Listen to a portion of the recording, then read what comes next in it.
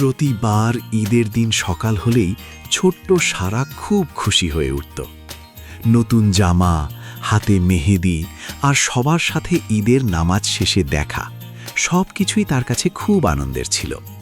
কিন্তু সবচেয়ে বেশি যে জিনিসটির জন্য সে অপেক্ষা করত তা হলো তার দাদির কাছে গিয়ে ঈদি নেওয়া। সারার দাদি ছিলেন খুব মায়াবতী মানুষ। প্রতি ঈদেই তিনি সারার জন্য সুন্দর একটি খাম প্রস্তুত করে রাখতেন। সারা দৌড়ে গিয়ে দাদিকে জড়িয়ে ধরত আর দাদি হাসি মুখে তার হাতে খামটি তুলে দিতেন। খামের ভেতরে থাকত কিছু টাকা আর সাথে দাদির অনেক আদর ও দোয়া। কিন্তু সেই বছর ঈদে কিছুটা আলাদা ছিল। সারা আগের মতোই নতুন জামা পরে চুলে ফিতা লাগিয়ে দাদির ঘরে গেল। ঘরে ঢুকতেই সে দাদিকে সালাম করল।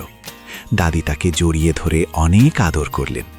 তারপর টেবিলের উপর থেকে একটি খাম তুলে সারার হাতে দিলেন। সারা খুব খুশি হয়ে খামটি নিল, কিন্তু খামটি খুলে সে অবাক হয়ে গেল। খামের ভেতরে কোনো টাকা নেই, পুরোপুরি খালি। সারা একটু অবাক হয়ে দাদির দিকে তাকিয়ে বলল, দাদি, খামের ভেতরে তো কিছুই নেই। দাদি মিষ্টি করে হাসলেন। তার চোখে ছিল এক অদ্ভুত কোমলতা। তিনি সারার মাথায় হাত বুলিয়ে বললেন, না মা, এটা খালি নয়, এর ভেতরে একটি প্রতিশ্রুতি আছে। সারা কৌতূহলী হয়ে জিজ্ঞেস করল, কি প্রতিশ্রুতি? দাদি ধীরে ধীরে বললেন, তুমি যখন বড় হবে তখন এই খামের কথা মনে করবে, আর তুমি এমন কাউকে ঈদি দেবে যার সত্যিই প্রয়োজন আছে।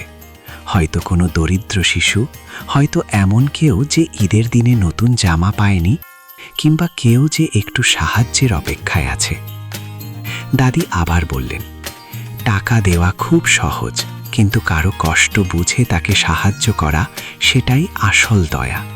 ঈদের আনন্দ তখনই সবচেয়ে বড় হয় যখন আমরা অন্যের মুখে হাসি ফোটাতে পারি। সারা দাদির কথা শুনে ধীরে ধীরে হাসল।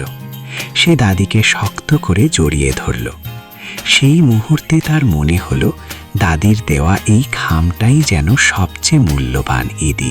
আর সেই দিন থেকে সারা মনে মনে প্রতিশ্রুতি করল, একদিন বড় হয়ে সেও কারো জীবনে ঈদের আনন্দ হয়ে উঠবে।